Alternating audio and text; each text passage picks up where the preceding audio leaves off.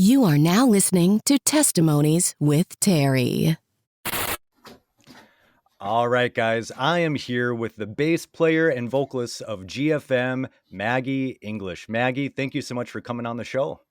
Thank you for having me. I'm super excited. So I'm a new fan of GFM. I just heard about you guys in the last couple of months. I was listening to Chaotic Resemblance on my Apple Music, and they offer suggestions on, well, if you listen to this band, you'd like this band. And Gold, Frankincense, and Myrrh popped up. And I'm just like, I never heard of them. So check it out. And I always listen to the first album of a band I'm checking out. So I listened to the Death of Giants EP. Oh, And no. that first song, you say, oh no, but I was immediately hooked. I'm just like, this is awesome. I want to hear more of this stuff. And so I listened to all of your guys' catalog and just been a huge fan since. You can ask my wife, literally listening to nothing but GFM since probably May or June. So this is really exciting for me to get the chance to talk to you and to hear more of your story.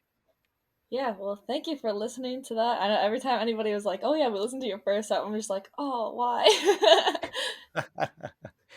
So what let's go into that a little bit then. What are your thoughts when you listen back to Death of Giants EP? What thoughts kind of come through your mind? It's just definitely, there's a lot of funny memories tied to it, 'cause especially since we were so young and we really had no idea what we were doing at that time.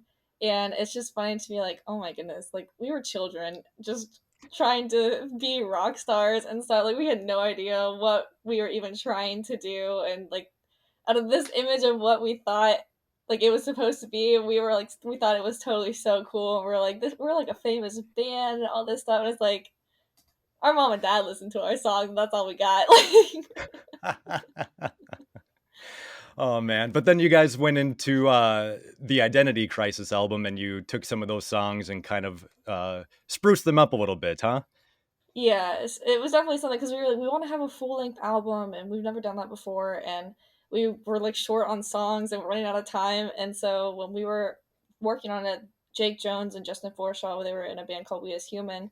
They were the ones who were helping us like get everything figured out, and they're like, well, why don't we just take some of your older songs? What We As Human did one time was we remastered them from an EP and like brought them onto an album, and we're like, okay, we can do that, and so we picked just some of our favorites from just that EP and everything, and made them a little more modern. They still feel a little dated now compared to like our newer stuff, but brought them into I guess 2016 era GFM. Yeah. Well, hey, I may be biased, but I think they still hold up. I still rock out to Identity Crisis. And it's just been cool to see the progression of your guys' music. You know, each album you guys kind of change a little bit or add a little bit to the sound and to the style. And the latest EP, Framing My Perception, came out in May. Yeah. And so that's the newest album. Go check it out. It's everywhere, right? Apple Music, Spotify, wherever you listen to music, it's there. Anyway, yeah. So go and check it out. I promise you'll be blessed for it. But Maggie, we're going to dive into your story here. I saw the little Instagram video that you had made a while back about some of your testimony, and I could really connect with it, resonate with it.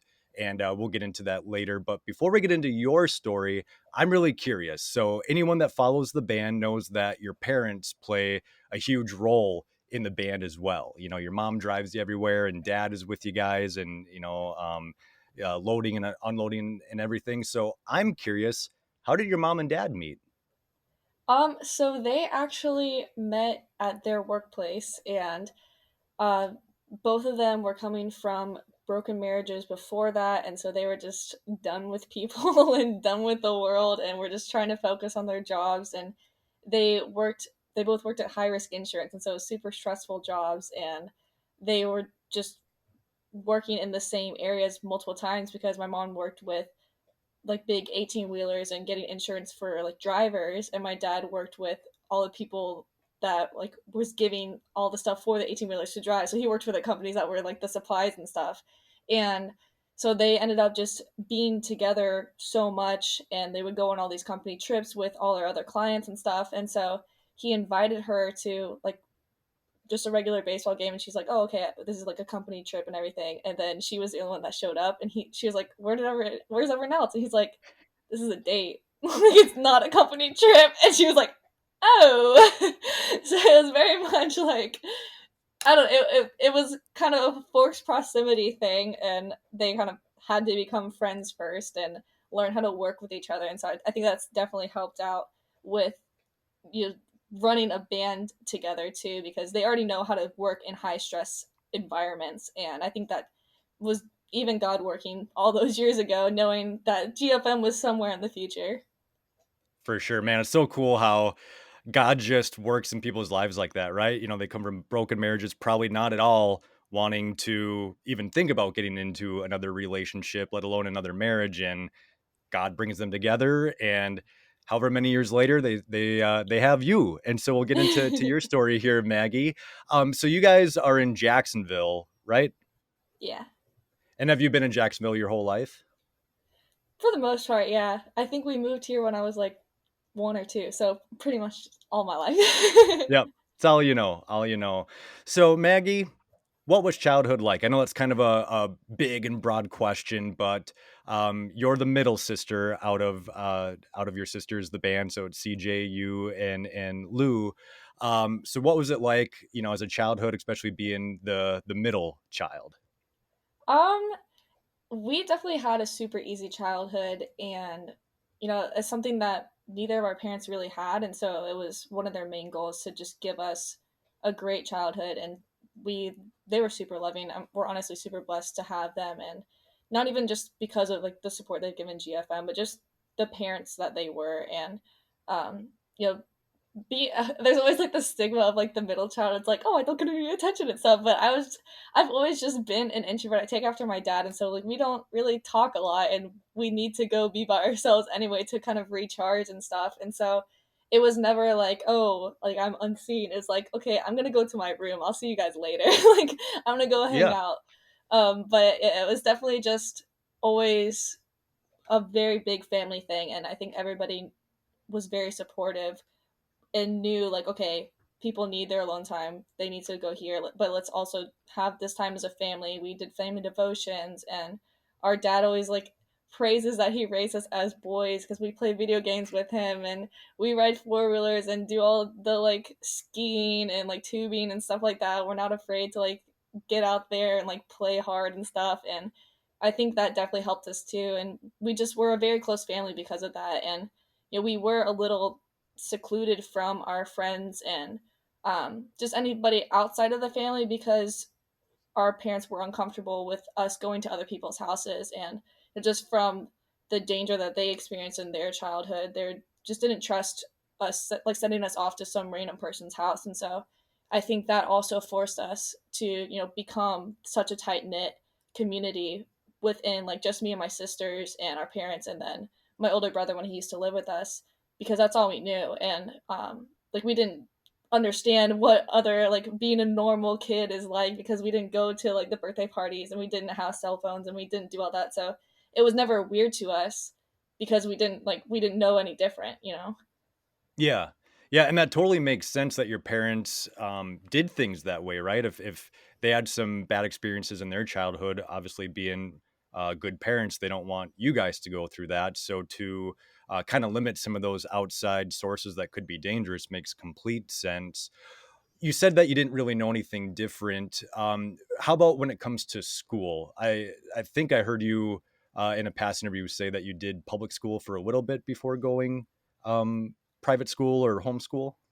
Yeah, so we definitely we jumped around for like the like little kindergarten schools and stuff like that for because a couple different churches that we were going to, we would move and then they would transition into a different church. And so that stuff kind of like went to a couple different places. But then we all three of us went to Trinity Christian Academy, which is like a private Christian school, and we did that for I, I think I went until ninth grade. I went all the way up to ninth grade, and then we started doing homeschool. And so I loved like the learning aspect of school, but being in school was super difficult for me because I had a hard time making friends. And like my dad would like coach me through like scripts and being like, okay, when you want to talk to somebody, you go up to them and say like, hi, my name is Maggie, and like I want to be your friend. And like and I would have to like drill that because I just wouldn't talk to people, and the teachers would be like, is your kid okay? Like, she doesn't talk.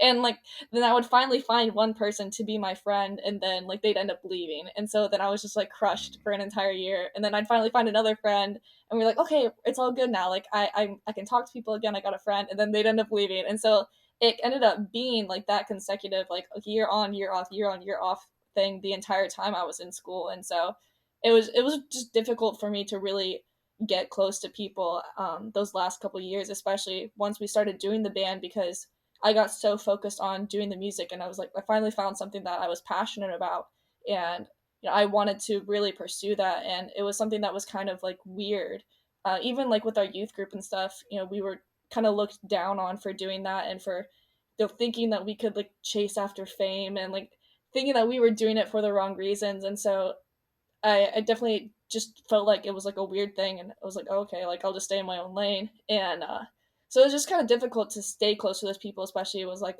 my goal was to get out, and to finally like figure out how to start touring and doing school that way. And so I think that kind of made it weird the last few years, and the people that I was kind of friends with kind of pulled away a little bit. And it wasn't difficult for me to leave school, but it was hard for CJ and Luke because they are very social people, and they were very talkative, and they were the social butterflies. And so I think it was definitely harder for them, just because they did have those people. And whenever I talked about it, I was like, oh well, it wasn't hard for me, I just pulled away from the people that I talked to. And they're like, that's kind of messed up. And I was like, I mean, I don't know, and people thought it was kind of weird that we were doing the music thing, so I didn't feel like there was a need to really dive into those relationships anyway. And so once that like ninth grade year kind of finished, we started doing homeschool stuff. And it was way easier for me. I loved it so much because I didn't have to talk to anybody. I did not have my time wasted because people were joking around and the teacher was trying to quiet them and stuff. Like, I could do class for 3 hours and then be done with all of my classes for that day, and then get on with my life and like work on music or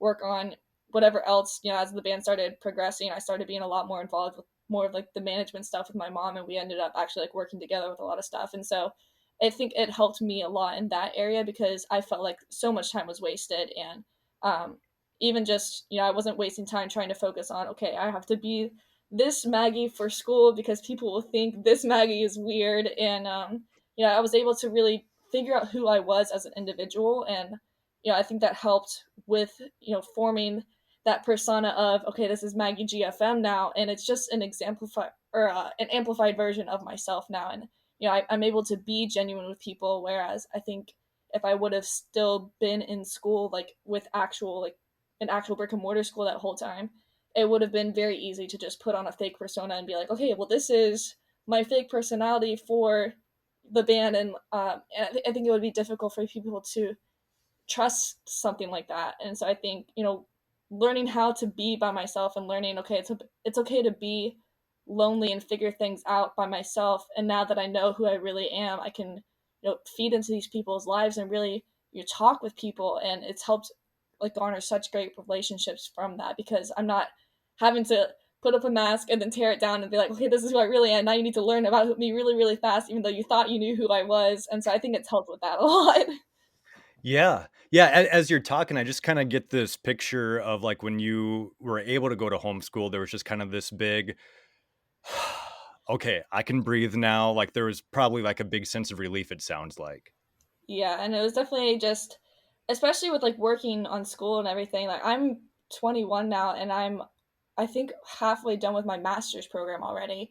And so I Wow. was able to work super far ahead and work really fast. And I didn't even do like summer classes or anything. I just did it as like the normal fall and spring terms and stuff. And I think it just definitely shows, you don't have to go to this brick and mortar school, like the cookie cutter way of doing school, which was all we knew really growing up. And our parents were really worried about doing homeschool and stuff because my mom had never done that. She didn't know about school on computers and stuff. And she was like, I mean, all we hear about, you hear the slander about online college and stuff, and how like it's not as good as real college. And so we really had to kind of take a leap of faith and trust that this was an actual education, and we weren't just like doing some scam and stuff. And I think it really like paid off though, because I think Lou is starting college as well now too. CJ finished her college degree last year when I finished mine. And and we were able to do that on the road as well. We were touring at the same time. And so not a lot of people can say that they were able to do that.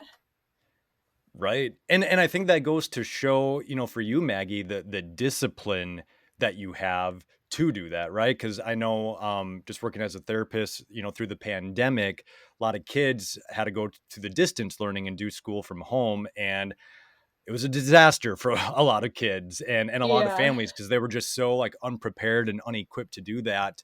And so for you to kind of thrive in that mode of education, I think that goes to show just the discipline that you have and just those, how studious you are in order to stay on top of things and work ahead and get things done. Yeah, and I think it was just it definitely there was a learning curve at first, and it was weird at first having to okay, we got to wake up and you're not going to actual school, you're turning on your computer and you can't watch YouTube yet because you got to finish your school first. And I think definitely at first there was a weird learning curve that came with it, but once we got it under our belt, it was super super easy, and so I think that was also kind of a blessing in disguise because when COVID hit, like we were already doing that. Like we didn't have to change anything about what we were doing, and we just finished our college degree like in the middle of the pandemic and stuff. Like it wasn't anything new to us. Yeah. And where did you do your college at?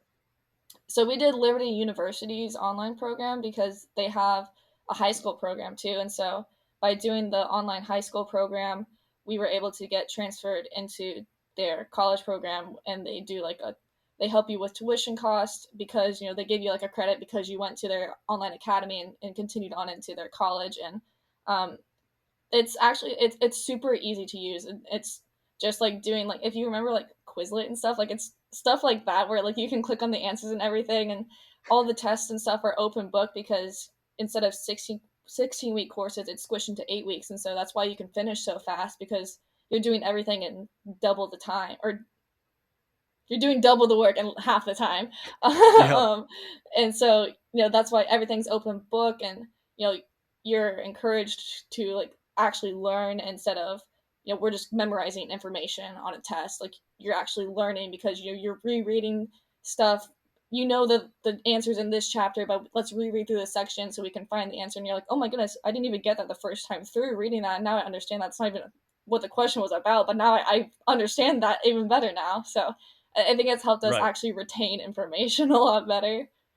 Yeah, like you said, actually helps you learn the material and like you said, retain it instead of just I learned it for a test and then it just goes out the window. Yeah, and I think that's unfortunately what a lot of the modern school system can become because it's just rote learning. We memorize flashcards, we memorize definitions, and it's like okay, well, like do you actually know what that in the context of what that actually means? And it's like, well, no, I just forgot it after the test. Like I don't even know what that even means anymore. And it's just like, oh, Right? that's not great.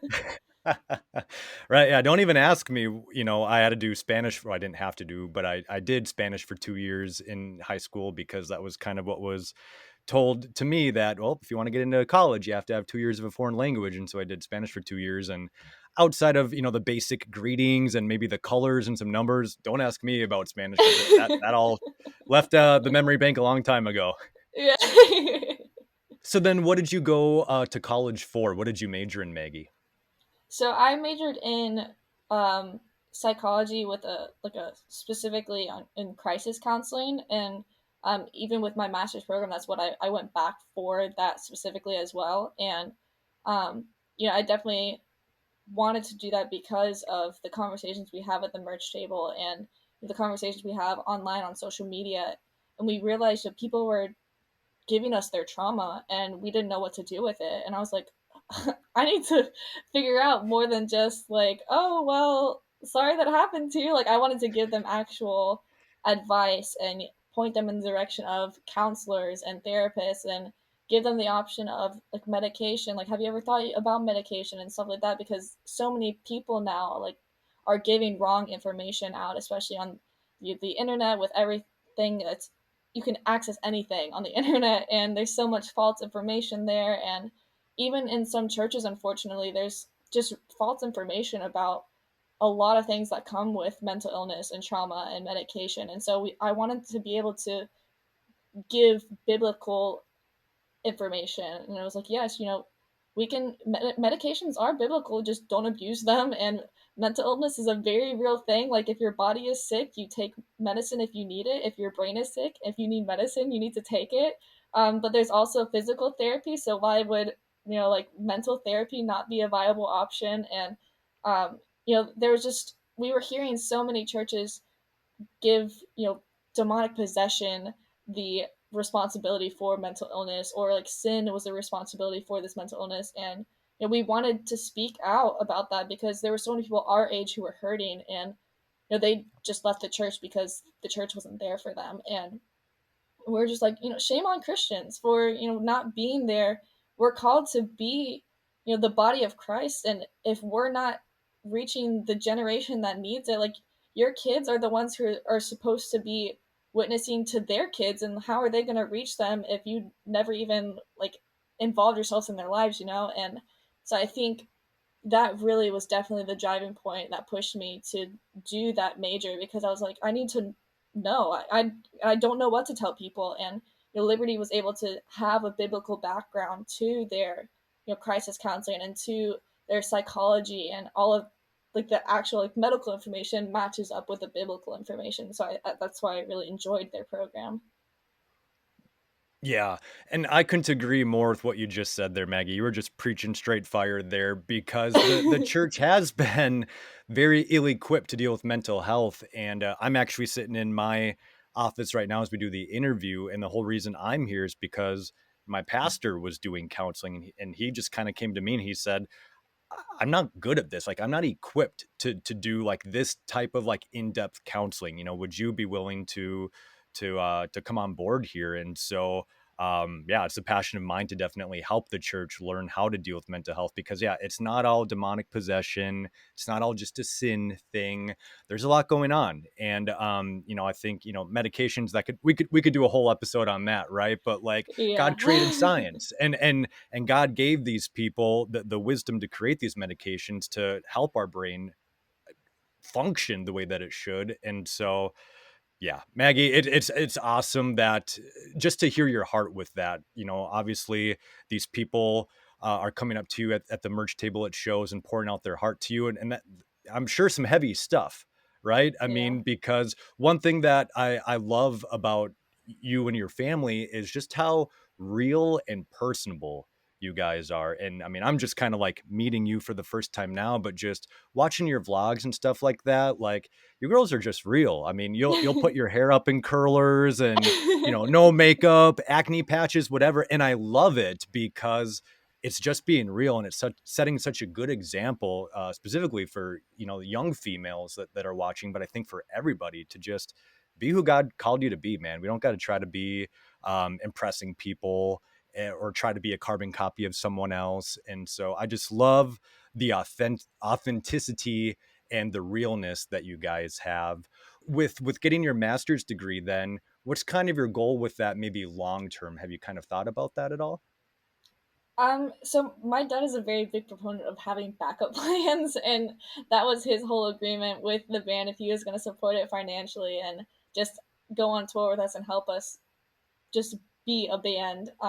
He was like, just get your college degree. That's the only stipulation I have, because music is such a finicky thing. Like, especially we saw with COVID, when that hit, nobody knew what to do, and so many bands broke up and lost funding and just were not bands anymore. And he's like, if something like that were to happen that affected you guys in that way, at least you have your college degrees now. You can go and get a 9 to 5, and you can get hired really easily because you have a college degree. Um, and so that was his, like, backup plan. And so I was looking into it, just finishing up the degree and everything. I had to do an internship, and so I was talking with a lady who was running her own, like, biblical, like, therapist, like, setting type thing, and she was just explaining, like, you kind of have to get your master's if you want to do anything with psychology and therapy. And she's like, I mean, you could be a school counselor with your bachelor's, but you're not legally really allowed to say anything more than, well, we could switch your class around. And it's like, people need more than that, especially students. And just with the workload, and now, because I was working with her in the middle of COVID, and so we were experiencing like so many like people just coming in, and she was like totally booked out and couldn't take any more patients and stuff. Um and just all the inputs that I was doing for her and everything. And I was like, oh well, like there's a lot of people that need help, and if this is something that I want to do like when I'm home from tour or anything like that, then I definitely need to at least get my master's. And I had joked about doing like a doctorate type thing, and people were calling me Dr. Scream and everything. And and but I've been looking into that more recently as well, and there's just so many years that go into it. You have to do your PsyD, and then if you want to do like prescribed medication, stuff like that, you have to go back for your psychiatrist degree. And so I think right now I have a year left on my master's program. I could finish next year. And so I think right now that's a good stopping point and a good goal for me, just so I can focus on music and then helping people that way. And I have all the information to give people. And then if I decide later in life, like once we're going to take a break on touring or just start to do more festival dates, or something happens and we don't want to do GFM anymore, then I can go back to school if I really feel led to go back to school. And that way the information can be fresh, and I'm not like doing my doctorate and then like 10 years later going to work in the field and not remembering anything that I even did. And so I think now it's definitely just defining where I want to kind of take a break for at the moment. And I think finishing up my master's is definitely something I want to be able to do as soon as possible, just so if something like COVID happened where touring's on a break, I can go and work for somewhere like a therapist setting, or like even online therapy, and do something like that where like Joseph Rojas from 7 Days Slumber has his Teen Hope line and stuff like that, where people who can't afford to go to an actual setting can call, and I could help in a way like that. Even if I'm on the road, like I could be part of some type of hotline and stuff. And so I think by doing that master's degree is just, I just wanted to be able to help more. And I realized that there was a handicap by not having that. And so I think that's what drove me to at least do the master's degree right now. Yeah, man, I love it, Maggie. I love your heart. You can just tell that your heart is in the right place, that you truly just want to help people. And it's cool hearing you talk, just some of the similarities. I also did Liberty University online, and I got my master's from them. Mine's in marriage and family therapy. Yours is in crisis counseling, but same field. And so it's kind of cool. We got that in common. And I have no doubt, I mean, God's already using you and your sisters in big ways to minister to people. But man, yeah, like you said, with that degree, that'll definitely open up more avenues. And yeah, you definitely do need your master's degree. I remember I graduated with my bachelor's degree about 3 weeks before I got married.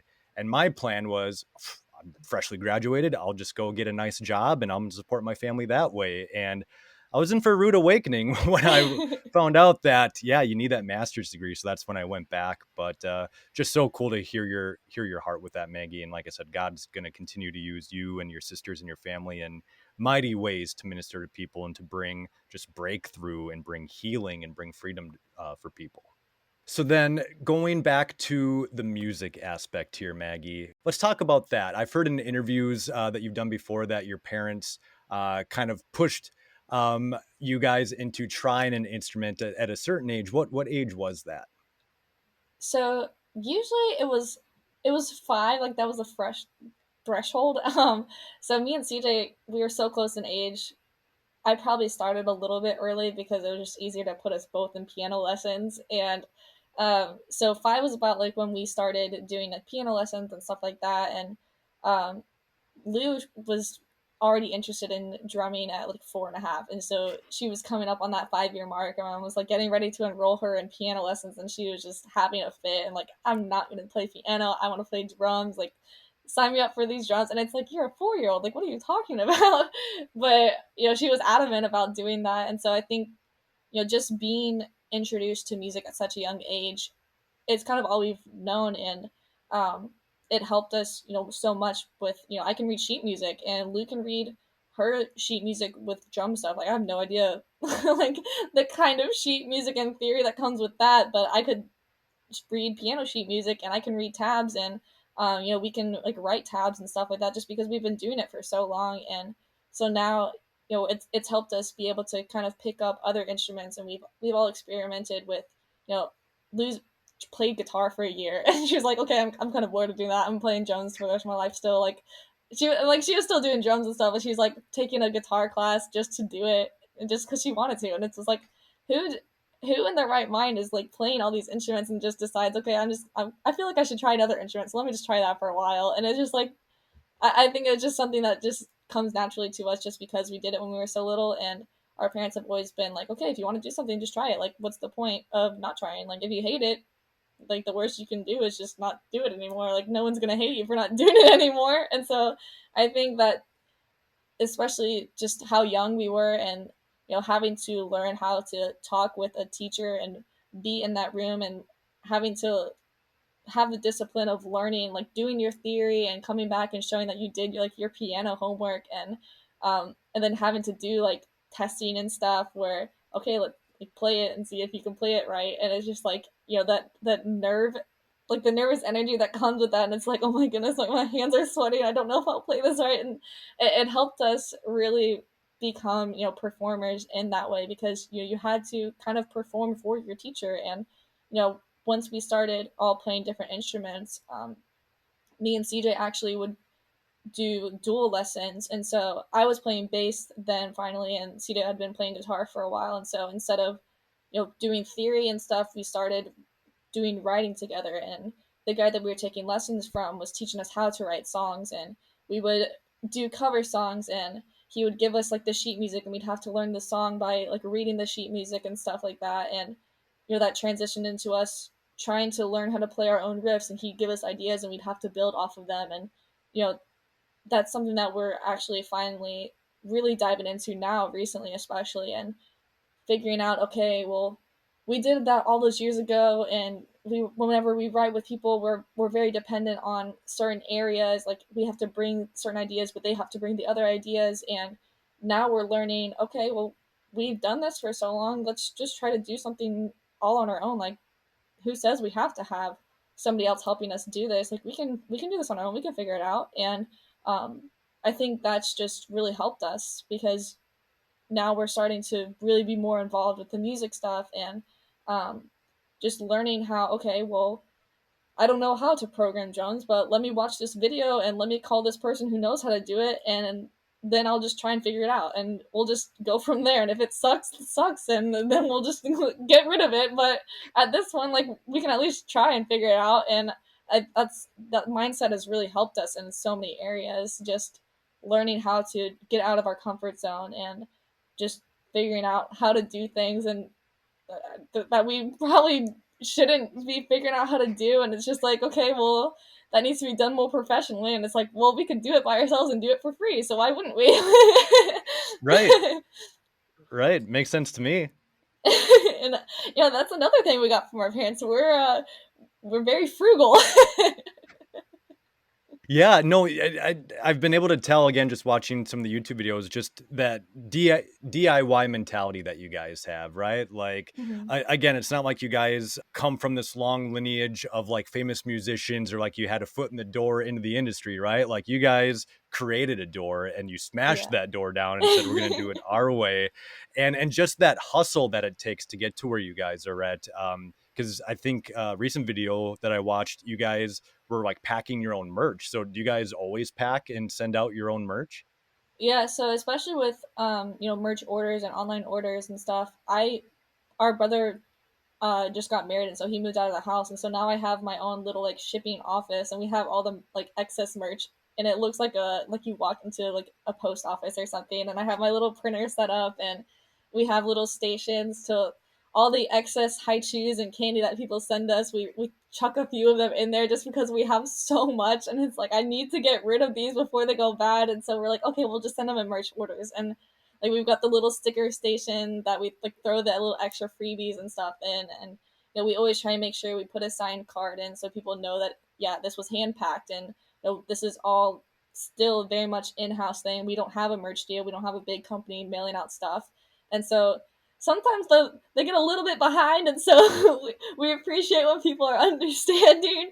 But even when it comes to like wrapping them in the plastic wrapping and stuff, the t-shirt companies can't always do that. They don't always have time, and so we have to end up ordering them from Amazon and spending 3 nights wrapping t-shirts and folding them and getting them in there and labeling them and making sure the right size sticker is on there and everything. But it's definitely has like a lot of funny memories that come with it. And I think, having somebody else do that would have taken a lot of those just dumb moments out of our life, but those were very like crucial dumb moments that we needed that we'll continue to talk about for the rest of our life.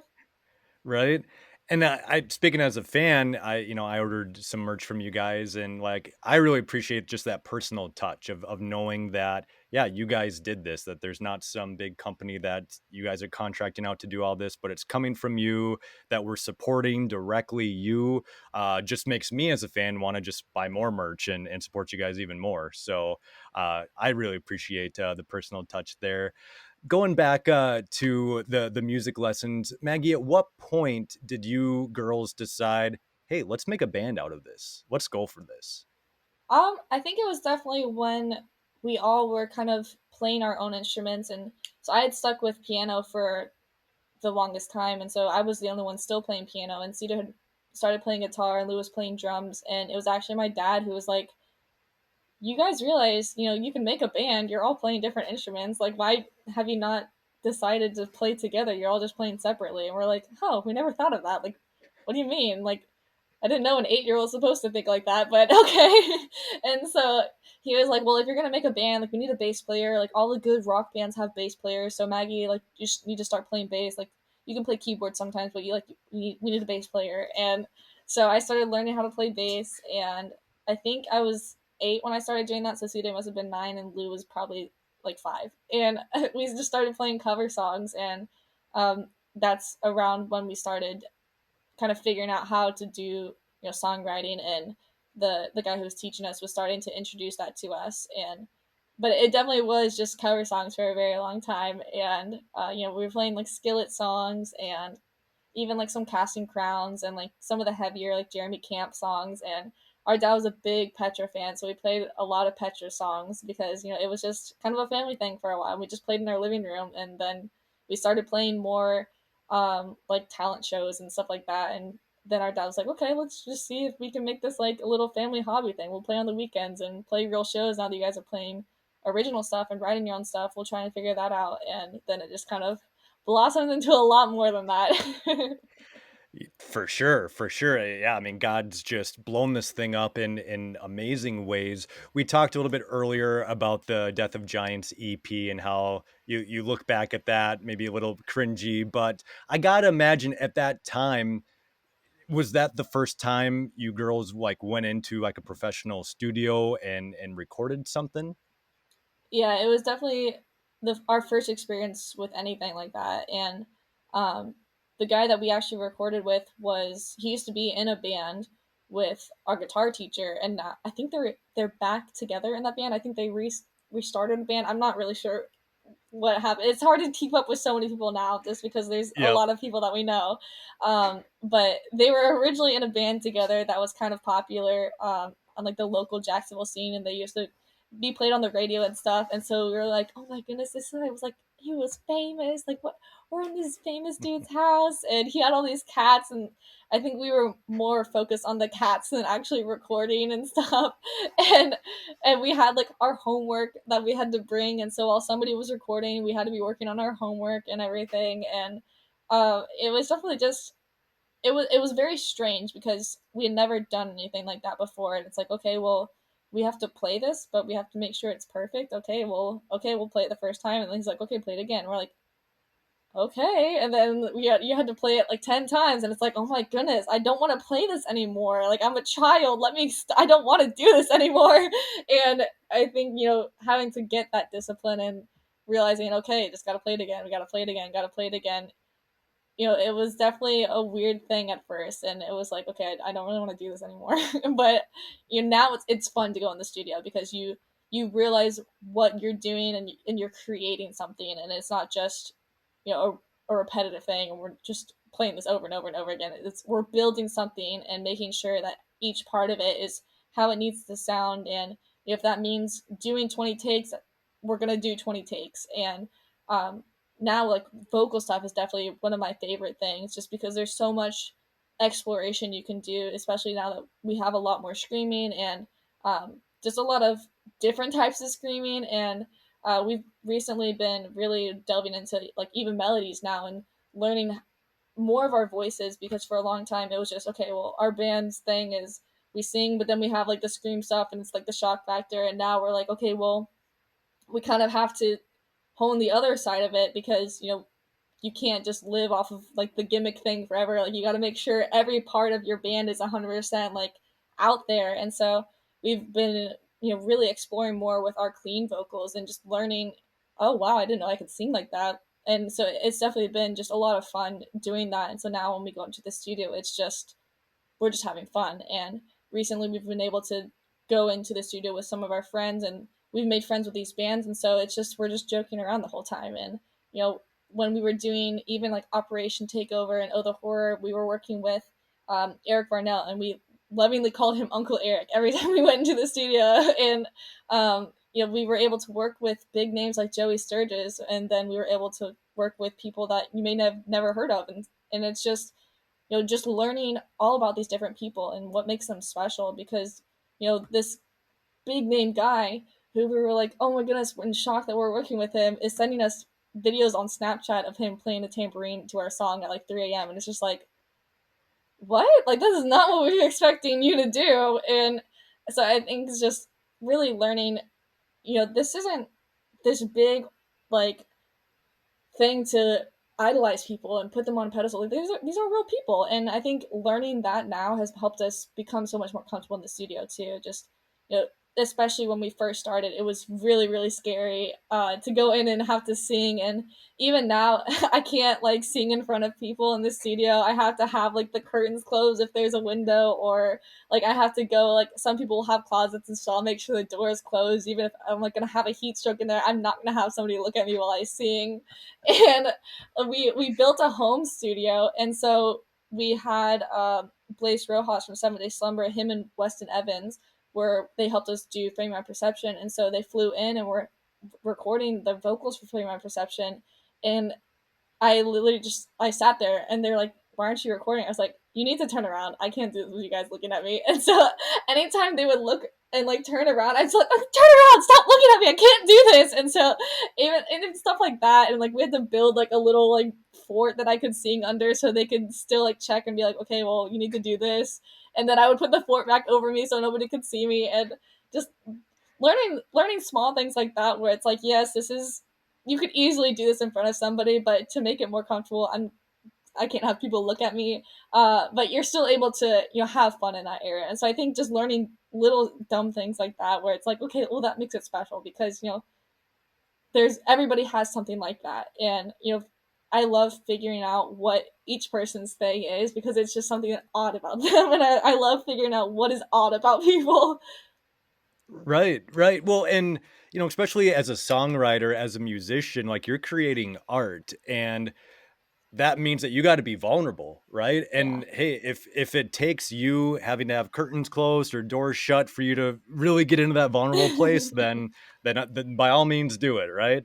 Yeah, especially with, we really try to put our own like personal stories into the songs as well, because our music is to help people, and it is to put out the very real difficulties that are in life, but also show that there is better things to come, and there overcoming is possible. And so when you sing about that, it's like, okay, these people know that I'm a happy person, but what I'm saying is not very happy right now, so I don't need you to look at me. I'm okay, I promise. Like I'm not there anymore.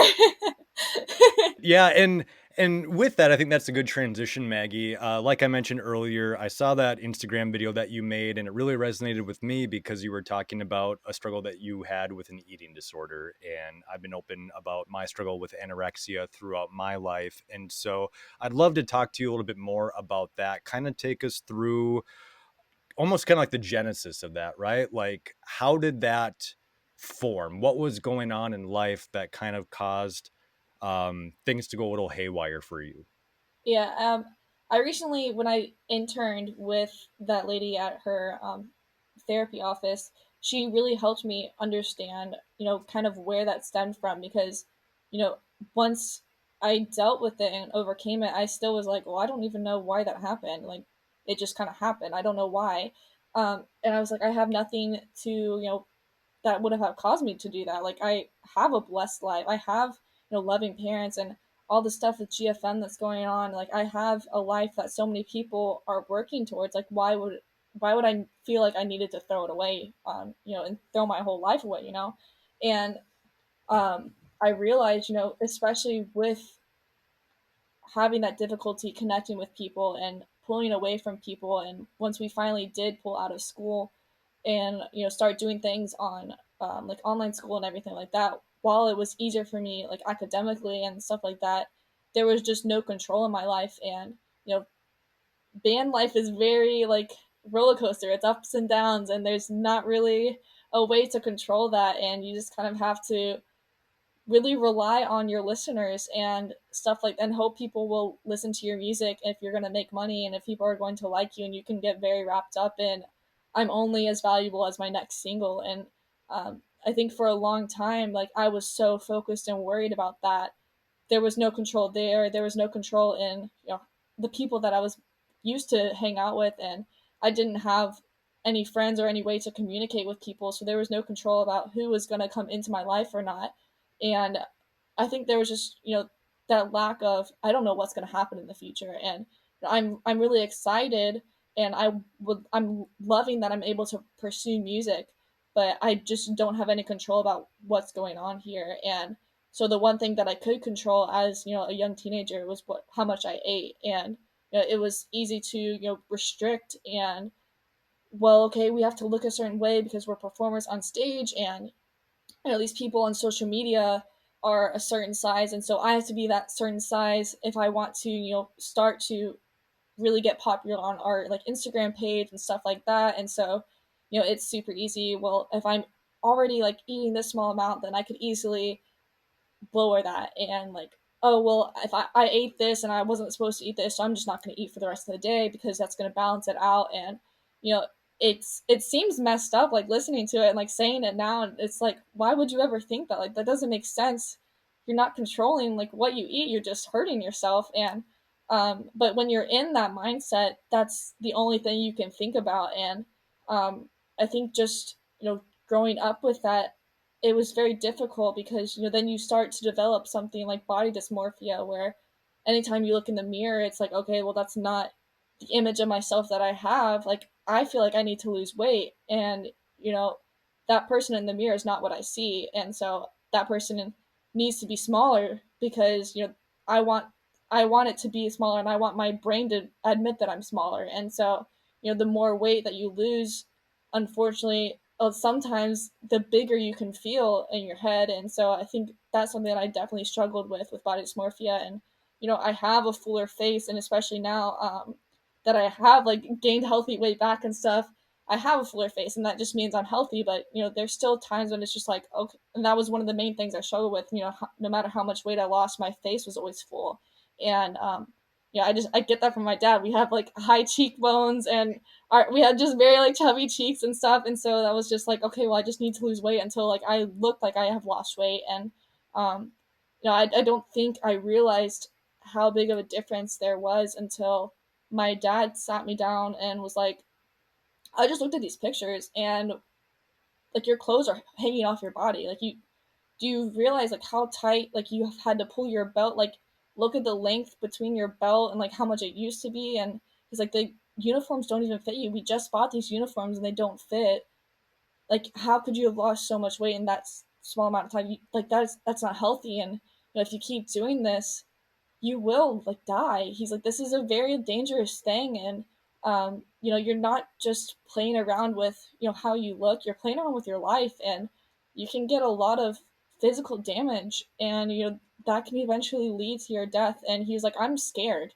And he's like, I don't know what to do. I've never had to deal with anything like this. He's like, I don't know if you need to go to therapy. I don't know if I need to send you off to like a camp where they will like pump your body full of like nutrients and stuff. He's like, I don't know where your head's at. And so um I think just having him call me out like that, I was like, oh, what? Like, I thought I was just like playing dress up basically. Like I was trying to fix myself, and I was like, I didn't know that I could die from doing that. And I had already had a lot of physical conditions that were coming up, and I had just chalked them up to something else, or like going through like a weird puberty stage or something. And it's just like, no, like that, it all makes sense now. Like I I'm sick, like, and I need help. And I I'm just super grateful that my parents were super supportive, and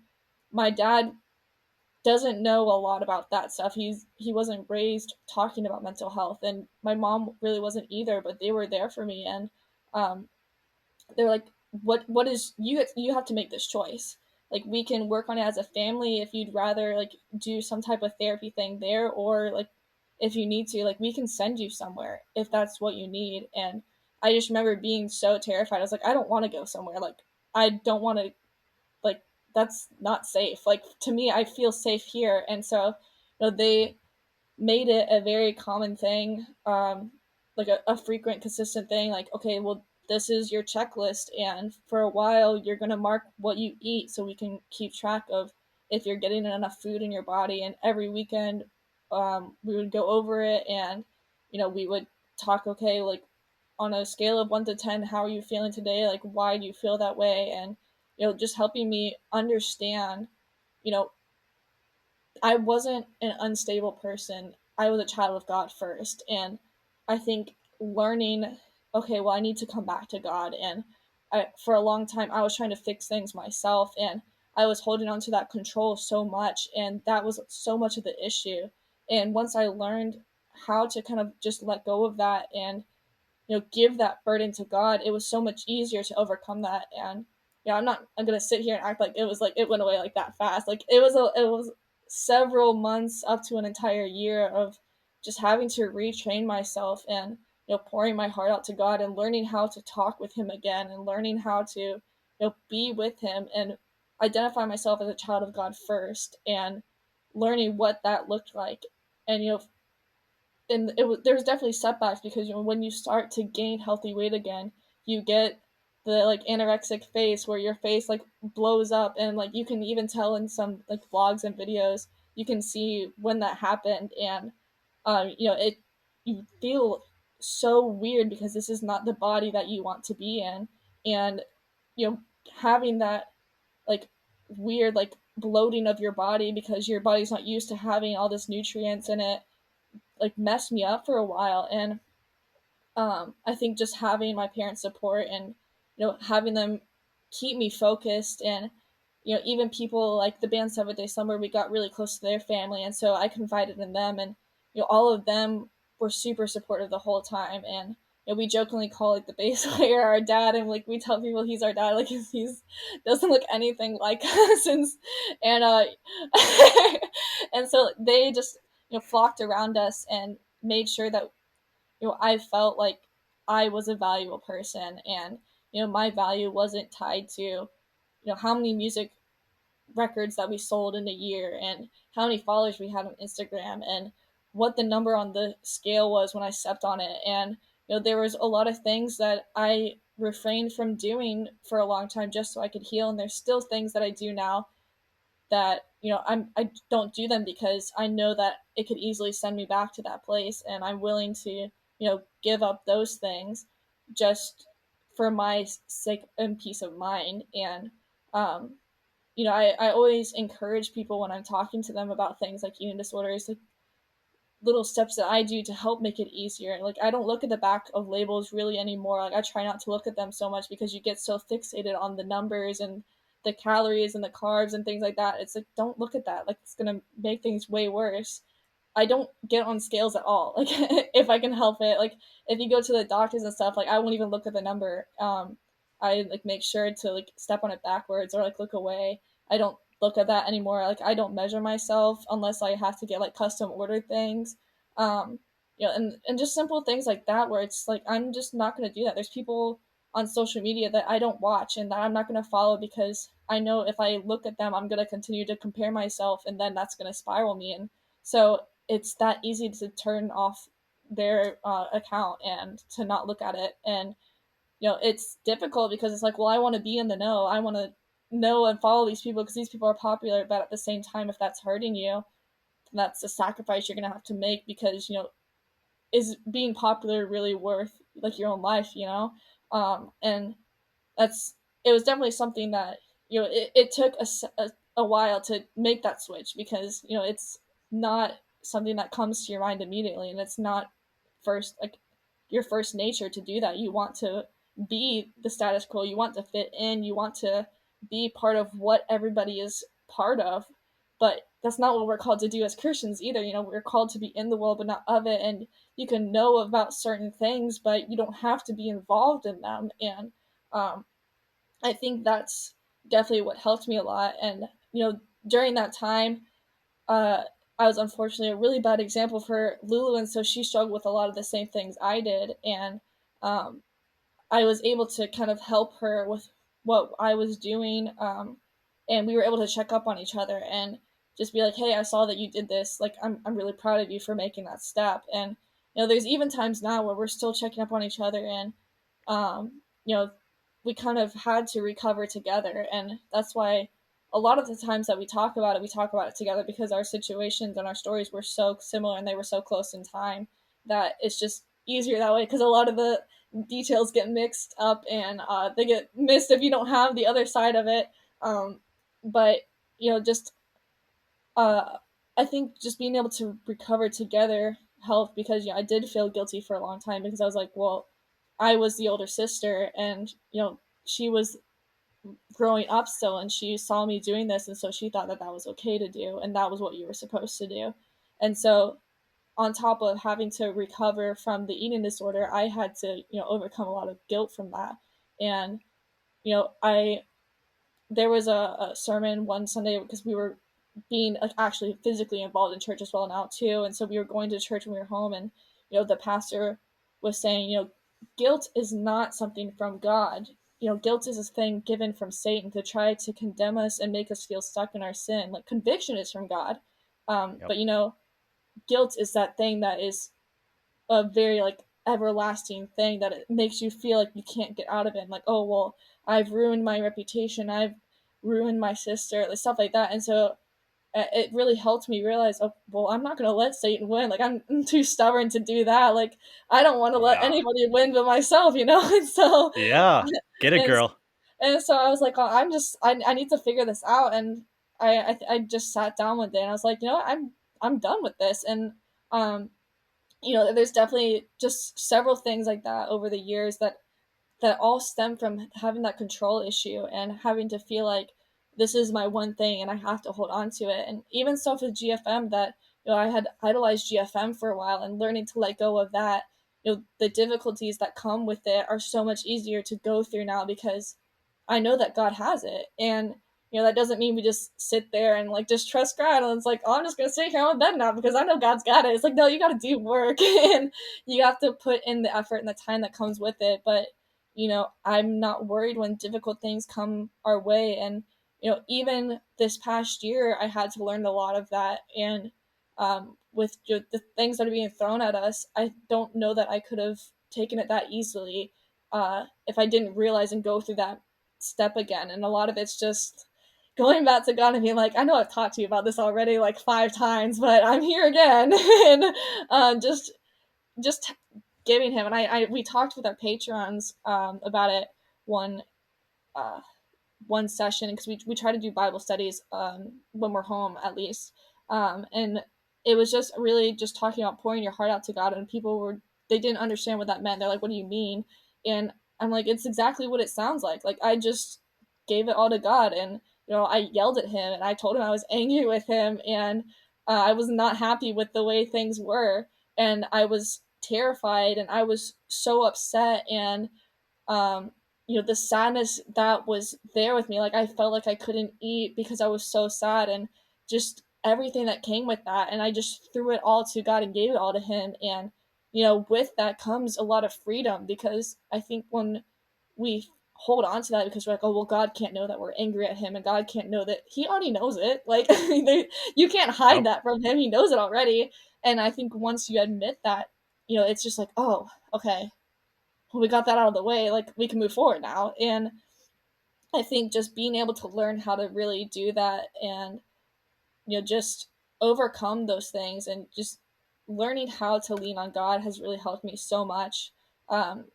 Just with all of that, and recently being diagnosed with major depressive disorder, that helped me understand a lot of things that like go into it. Like a lot of the puzzles are clicking together, um just of how everything has been tied together because of that. And so now being able to get help for that, and um like medicated for that, to overcome that, things have been so much better, and it's so much easier to realize, okay, well, this really bad thing happened, but I'm not going to sit in it. And these are steps that I can take to overcome it. So let's start working on those. And let me tell my accountability partner so they know what I'm working towards, and they can yell at me if I'm not doing it. And if they see me, just sitting in it, they can be like, what are you doing? Get up and go work. Like, you have stuff you got to do. And it's, I think, learning how to have that support group as well. And that's something I learned in my classes, is the importance of having support and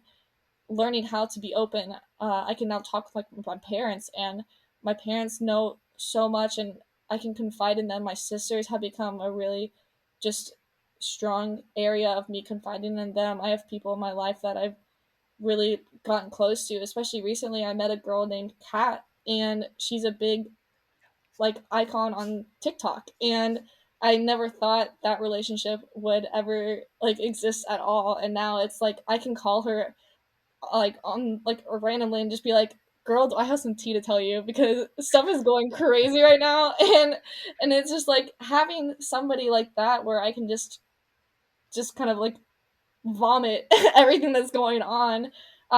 There's a couple people in my life like that where I can just call them and just be like, you'll never believe what is going on right now. And they're like, okay, well, like, what are we going to do about it? Let's pray about it, and then let's figure out a line of goals of what we need to do to overcome that and to move forward. And it's like, okay, yeah, let's do that. That sounds like a good idea. Yeah, man, Maggie, it is incredible hearing your story of healing in that regard. And so many things stood out to me. One, I mean, just what you said there, the importance of support, right? Like what you said there, like to me, that's the church being the church. Church Mhm. isn't the building, it's the people, right? And so you have the church, you have your community, you have your people around you that you can go to, and you can just be real, and you can just be raw with, hey, this is what I'm dealing with. And they're not going to judge you. They're not going to shame you. They're not going to condemn you. They're just like, all right, how can I help? How can I support you with this? And Yeah. the other thing that stood out to me was, I think the key in all this too is you coming back to knowing who you are in Christ, right? Like you said, like first Hmm. and foremost, becoming a child of God, remembering you're a child of God, a daughter of God, and the position that gives you, right? Like with that, that means you're royalty. That means Yeah. that you're like a princess, a queen in the kingdom, right? And so Hmm. it sounds like that really gave you breakthrough as well. And so with coming back to God, I'm curious, obviously being in a band, living tour life, you have a busy life, and tour life is can be pretty hectic. How do you keep your relationship with Christ top priority over everything else? It's definitely, there are difficult times, and you go through stages where you're really on fire for God, and you're in your Bible every day, and you've got a really good program with this church that you're going to. And recently found a church called 11 Church of 1122, um, and so just going there has really helped revitalize a lot of that, because I had felt kind of stagnant for a little bit, and we wanted to start going to church as a family, but everybody was going to different churches. And um, so we sat down with our parents, and our dad was like, okay, let's find a church that we all can go to together. And if that's something that you really want to do, let's do it. And so we found Church of 1122. We heard a lot of good things about it, and so we started going there. And it's just like, the pastor is real. Like, he's got tattoos, and he wears blue jeans on stage, but like, he's gonna give it to you straight. And he's gonna he knows about like TV shows that are relevant, but he also knows how to say, okay, well, like you shouldn't really be watching those TV shows, and the fact that you know them, like, you need to stay in this church service a little bit longer. And and but just the way that he is, brings things out of the Bible. I've learned so much. And so, I have like they gave out a little journal that has a lot of information that goes with each lesson. And so since we missed them when I was on tour, I can go back and rewatch them and work through the little inserts and stuff with it. And it's always frustrating when you go on tour and you had like such a good schedule. Like you were reading your Bible every day, and then you would do this, and you get on with your life and do all your work that you had to do, and you had that constant communication with God. And then when you go on tour, it's just like, well, I can't find my Bible, I can't find my notebook, I don't know where I put it, and I gotta do my makeup, and so now I'll do it later, I'll figure out when to do it, and then you realize you're a week in and you haven't opened your Bible at all, and it's just like, are you kidding me? Like, I had a schedule going, I had figured it out, me and God were doing good, we were talking every day, and it's like, what happened? I told myself, I brought it on purpose, and so it's always frustrating when you do that, and it's something that I've wanted to start, diving into more now, is getting a lot of the worship songs on my phone now that I have my own phone and I have AirPods that I can pop in while we're loading in and stuff, and choosing to listen to that instead of a lot of the garbage that is played, especially because we're doing a lot of general market shows, and so there's a lot of inappropriate stuff that is either in conversation or just the songs and stuff, and it's just, I don't want to set my mind to that if I don't have to, and if I can't figure out a time where I can read my Bible and have a devotional, I can at least spend that time in worship and listening to music that's uplifting. And it's something that I've always struggled with because it's just like, oh, I don't like worship music. Like, it's boring to me. I don't want to listen to it. And Yep. and I was always like, if there's a rock version, I'll listen to it. And now it's just like, I just don't want to listen to music. I'm burnt out on music. Like, there's all this music, and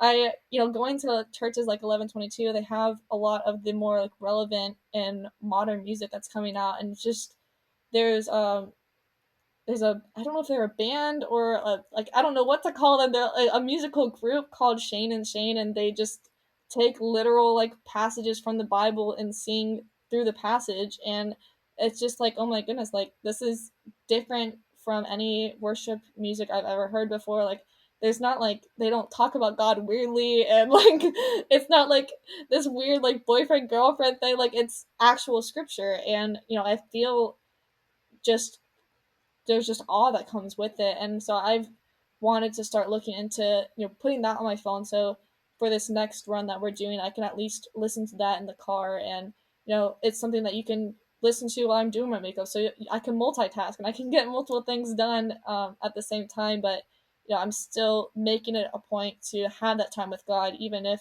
it's not like the traditional like, let's sit down and write things out and highlight my Bible, and because there's definitely a time and place for that. But when you're in a van and you get frustrated because the line that you just wrote is all crooked now, and I accidentally crossed out a word instead of underlining it, like, I get so Yep. focused on that it's no longer about the time with God. It's about, okay, well, I need to make sure my lines are perfect, and you get focused on that instead. And so I think finding ways to adapt to that, and then learning, okay, well, instead of watching this YouTube video, I could watch a church sermon, or let me compile them so when I get home, I can catch up on them and figure out where I left off and what they've been talking about. And so when I'm at home, I can actually go to the church and be caught up and know like where in the sermon lessons we're at, like which week we're at. And I think that's another important thing, is when you're home, making sure you're going to the actual church, because it's so easy to just be like, well, we just got home, I'm tired, I don't want to go, like, we'll just watch it online. It's like, don't forsake the assembly, go to church. When you're home, be in that church. And we were just recently talking about this. Missionaries don't have that home church to go to, but when they're home, they're in that home church. And so if what we're doing as a band is mission work, and we're in the mission field, then when we're home, we need to make sure that we're going and being fed and being filled up, even if you're not talking to anybody, and all you're doing is shaking some stranger's hand. Like, you're there surrounded by people of God, and the Holy Spirit is there, and he can move, and he can speak to you in that time, and you can be fed through the pastor. And there's been so many times where I've gone, especially to this new church, and things that I haven't even talked to people about have been the main topic of the sermon. And it's just like, God, why do you do this to me? Like, you could use somebody else. Like, Right? can you please let somebody else be the center of attention for Yeah, five the hot seconds? But seat. nobody knows it's about you. But I know it's about me, and so I'm just sitting there like, why you do this every time, God? Like, come on, pick on somebody else. And I think just making sure, because if I wasn't in the church, I wouldn't be having those experiences like that, and I wouldn't be experiencing God in that way.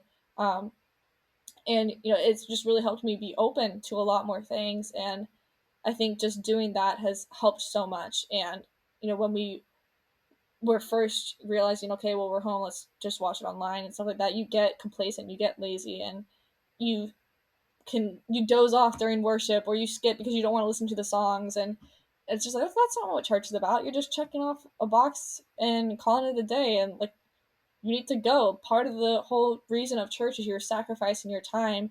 You're getting dressed up to go and make yourself a living sacrifice for God, and you're giving him that time. And you may be uncomfortable in the clothes you're wearing, and it may be too cold in the church, and you may not like the songs they're singing that Sunday, but that's not why you're going. You're going there to just be in the presence of God. And I think Amen. learning and finally figuring out how to do that as a family has really helped. Because it's something we always grew up going together, and then as we got older, we tried out different churches, and just kind of separated. And now I think coming back together has helped a lot, and has helped us learn a lot. And we can talk about the sermon after church now as a family, and it's like, okay, well, we all learned the same thing. Like, what did you take from it? Oh, I didn't understand that. That's cool. Did you notice when he said this? And it's like, oh no, I didn't notice. I thought he meant it this way. And it's like, oh well, did he? And so then you can go and like look into it more. And it's really helped us as a family just communicate a lot better biblically as well. Man, again, just preaching straight fire there, Maggie. I loved everything that you said there. And like you said, like it's not about a checklist that you have to go through each day, right? Like I think sometimes as Christians we can become like too like legalistic or even like religious with it, where I have to spend 10 minutes doing this and 30 minutes in prayer, whatever like that. And it's just like God just wants us. He just Yeah. wants our heart. Right. And so, like you said, even if you're loading the van and you got some earbuds in listening to some worship or whatever, like that's what God's wanting from us. He's just wanting us. And Yeah. so I love you speaking to that. You mentioned also the band being a ministry, and basically the world and the places that you go being your mission field. And part of that, yeah, you're going into the darker places, right? Like you guys are kind of riding that line where you do, the Christian festivals and shows, but you also go into the secular events, secular, so to speak, and kind of into those, darker areas. I'm guessing because that you are an all-girl Christian band wearing cheerleader outfits, that there's probably some persecution there. And there's probably some persecution from other Christians as well, other people within the church. Talk to us about that. Like, what kind of persecution have yourself faced, Maggie, or just the band faced because of what you guys are doing for the kingdom? Yeah, especially with the cheerleading uniforms, that's caused a little bit of controversy, among like the Christian people. And even there's been Christian bands and stuff that have claimed like we're not Christians, and that we're just using it as a stepping stone to get into these places and to play shows. And I was like, if I was doing that, like I'd be dressing a lot differently. Like I don't have to do what I do. Like you don't understand. Like the layers that go into it. I've got tights on, I've got shorts on, I've got socks on, I have undershirts on. Like I am having a heat stroke on stage because I'm trying to make sure that I am covered modestly.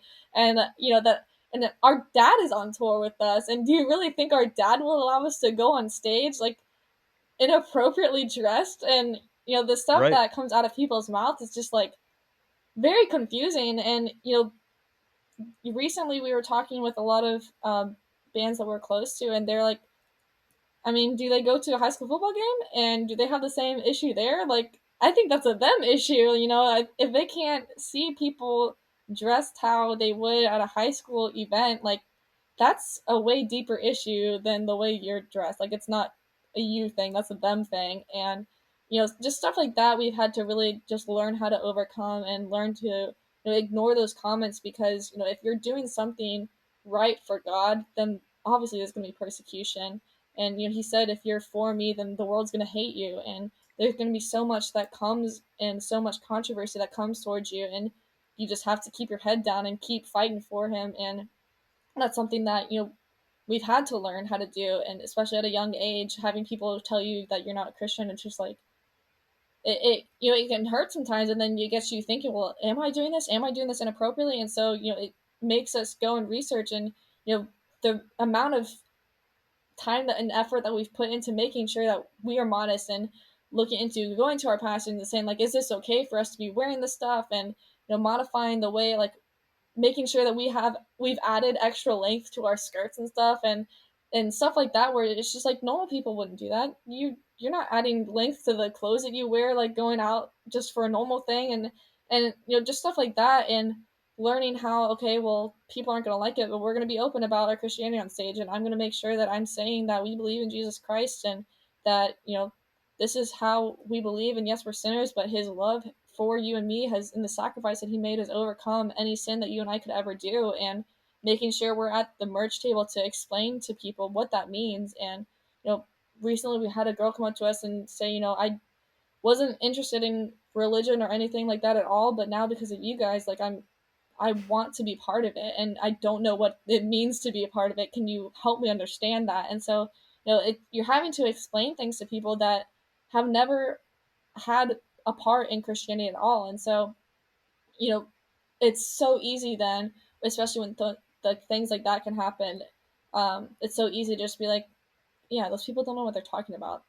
They don't see the day to day where we're answering messages from people, and talking to people online, and fighting people on TikTok about how, like, this is why Christianity is important and why it's not like some dumb thing to believe in, and stuff like that, where it's just like nobody sees that. Nobody sees the prayers that you pray for people, the conversations that you have at the merch table, and it's not something that we talk about a lot because we don't think that it's our place to be saying, okay, well, we did this and this and this and this and this, and like we don't post about it because we don't want man's rewards. We want God's rewards, and we want to be going to Amen. heaven and him saying, okay, well, I saw you do this, this, this, and this, and you didn't talk about it, so here's your rewards that I saved for you. And we're not doing this so Joe Schmo down the street can be like, oh, well, you're such a good Christian, I saw what you did. And it's like, I don't want I don't want your praise. I want God's praise. Like, I want him to tell me that I did a good job, because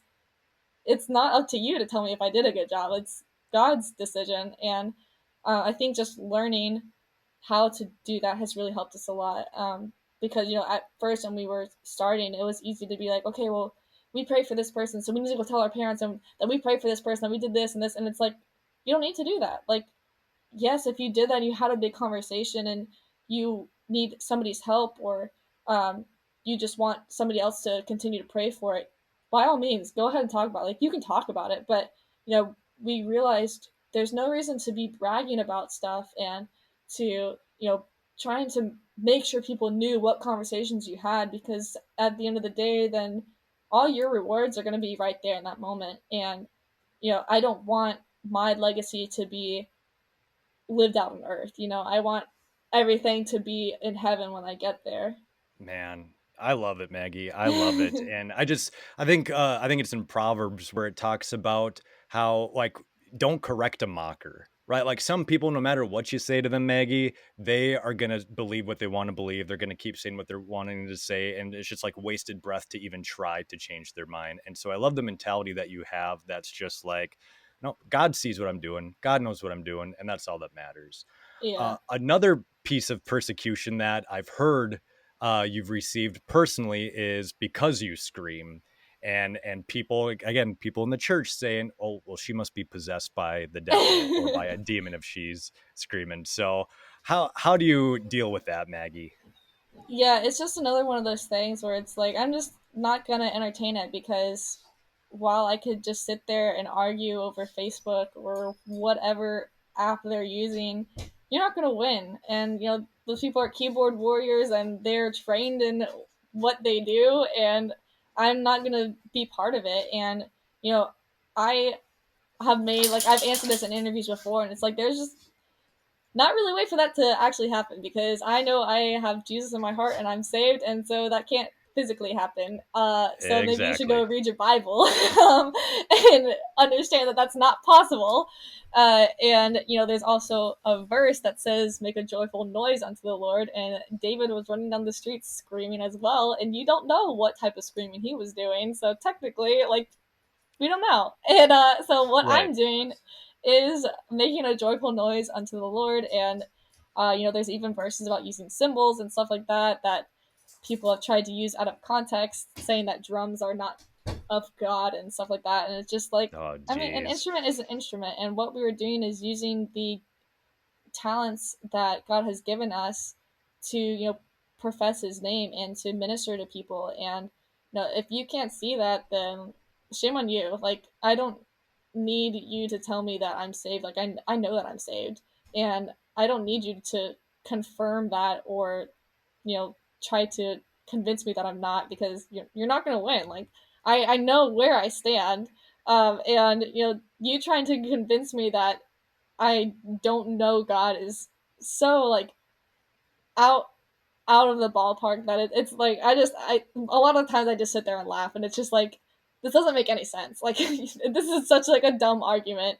But like I said, we were just raised, keyboard warriors just like to fight and not to respond to them. And so we try not to get involved in a lot of comment wars and stuff like that, just because it can get really nasty, and people can be very confident over social media, but then when you see them in person, like, they're not going to speak to you at all, because they're too scared to say anything in person. And so if it's about us, like, there's been comments about the way that we look, or our weight, or like stuff like the screaming thing. And I've learned that it's just like, people are just mean and people are nasty on the internet, and it's because there's no consequences on the internet. And but in real life, those people wouldn't say that, because there's consequences in real life. And so, learning to ignore that, our fans come to bat for us a lot of the times, and they end up removing the comment because either a fan has, like, schooled them so hard that they're embarrassed, or a fan reports the comment or something like that, where it's like, I know I don't need to defend myself, because I have people that will come to bat for me. But it's a different story when it's about other people. We've had hate recently on a page about um, some of our friends, and so we'll jump in there and just be like, okay, like, this is not okay, this is what's actually happening, and you're very wrong. And we want to make sure we're coming to bat for the people that we care about as well. And um, so we try not to get involved as much as we can. But sometimes we always want to make sure that we're there for the people that matter to us, and that we're not just sitting there from the sidelines watching them get, like, completely bashed, especially if it's on our page and we've posted something about them, and then people are just dragging on them and stuff. It's our responsibility to remove that from our page, um, especially to make them feel welcome. And if it's the first time that we've interacted with this person, we don't want them ever to feel like we believe those same things that mean person is saying. And so when it comes to that, it's a little bit of a different story, but we always try to make sure we're not, like, involved with that as much as possible. Yeah. Yeah, man. Well, I'm just so impressed talking to you, Maggie. Just your heart and the band's heart, your family's heart, to just want to reach the lost, using your music, using the message of the gospel, going into the world, going into the darkness to be the light. And man, I know you girls are continuing to, have doors opened up, and I just think you guys are just getting started, to be honest with you. That's not me, doing lip service or anything like that, because I'm a fan, but like, I honestly think like this is just the beginning of what God has for you guys, and I'm excited to get in on the ride now, because I know it's just going to continue to go up, because you're doing it for His glory, and God's going to continue to open up doors for you. And to close out, I know a pretty cool door that God's opened up for you recently is to tour with Fozzy, Chris Jericho's band, and you guys are going to be going out back on tour with him just in a couple weeks at the time of this recording, for the fall. How can people get information on where they can see you and come out to support you guys? Yeah, so it's super easy to find us, because we came from it from the point of view, if we were trying to find something on the online and stuff, we want it to be as easy as possible. So everything is the GFM band. It all matches. The website, thegfmband.com. All of our social media sites are the GFM band, and everything's linked everywhere, so you can easily click on one thing and find all the other ones. We've recently updated our bands in town, so everything that are like all the show dates are listed there. We have VIPs available for every show, so we try to make that a personal experience that helps you go even further as a fan if you want to have that special like extra time where we're going to talk specifically to those people, and we try to play an acoustic version of some songs, so that way you see a different side of GFM before you see like the big on stage personality, because we want to make sure that you're not intimidated by this big thing. It's like, we're just normal people. We're going to talk with you, and we're here to hang out. And if you need somebody to listen to some stuff that's been going on in your life, we're there to listen. And if it's not something you're comfortable doing in person, we're there online to listen as well. And that's something we always try to tell people at the merch table. And if you'd rather talk about this through social media, like, go for it. Like, that's why we have our social media. We run it. Like, it's not run by a management company. Like, we run all of the pages so we can answer people. And so we're very active on all of our pages, and we try to make sure that we are available, and we do live streams and stuff. So several times throughout the week, we're able to actually be talking with people and be interacting with people. And it's not just a message. You're actually able to talk to us in real time. And so we try to do that as much as possible as well, and just make sure that we're available, and that it's easy to find us, and that we're constantly there, so you never forget that we're there. And and so it's definitely just, everything is the GFM band, and we try to make sure that it's super easy to find us.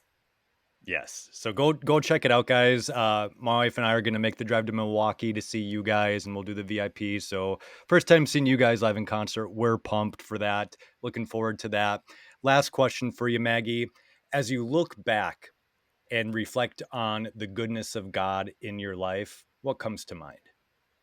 Definitely just, I think, a peace of mind, and knowing that there was a lot of crap that I had to go through and a lot of difficult times, but look at where I'm at now, and look at the progress I've made, and seeing where I'm at now, just imagine where I'll be at in the next 10 years, and then the next 10 years after that, and knowing that God's going to be with me through all of that, and seeing how he's worked in my life, even when I was like in the middle of that, it didn't seem like he was doing anything. Being here now and looking at the bigger picture, I can see where he was working the entire time. And so it just gives me this overwhelming sense of peace, where it's just like, okay, yeah, like, this is going to work out, and things are going to be okay. And it might not be easy all the time, but it's going to be okay, that God's going to be there through me with me through that difficult time. And now he's brought people into my life to walk with me through that as well. And so I think it's just a sense of peace, and this burden has been lifted off, because I don't have to be the one controlling everything and moving the pieces now, because I know that he's got all of that, and he's the one who's putting everything into place, and it's going to work out so much better than anything I could have done, because he can see the bigger picture all the time and not just after it's already happened. Amen. Amen. Well, Maggie, the tagline of my show is to glorify God and kick Satan's butt. And you are a shining example of that. Again, no joke. It's been an honor to talk with you. Thank you for being so gracious with your time. And man, I feel it's only appropriate watching the videos. You guys end the video with your little trademark "see ya," which, by the way, where did that even come from? So that was the first tour that we did. There was some trend on YouTube where everybody was like doing the little hand motion thing, and I don't even remember what it was about. It wasn't tied to anything that we tied it to. We just decided to like take it and plagiarize and say that it was ours, and so we were just like, well, let's just make it. And if we do that, like when we roast somebody, it's just like, oh, you just got roasted. And we've since repented from those ways, but so now it's just, we're gonna do that, and then it's just like, okay, see you later, like, bye. Well, I love it. I love it. Well, for those that are listening to this, you'll just hear some slaps and a see ya. So make sure to watch the YouTube video to get the full effect. But Maggie, on the count of three, 1, 2, 3. See ya. See ya. Thanks, Maggie. Thank you for having me.